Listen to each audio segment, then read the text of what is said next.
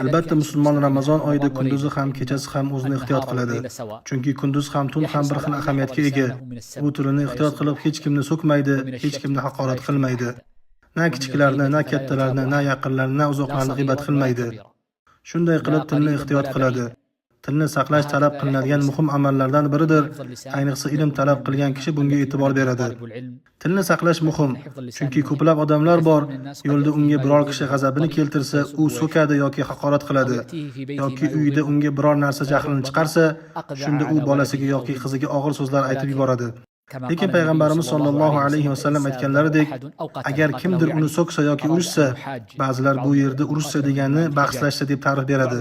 Boshqalar esa urushib janjallashsa deb aytadi. U men ro'zadorman desin. Demak, inson ro'za tutayotganini eslatib turadi. U men ro'zadorman deb aytadi. Bu mustahab hisoblanadi.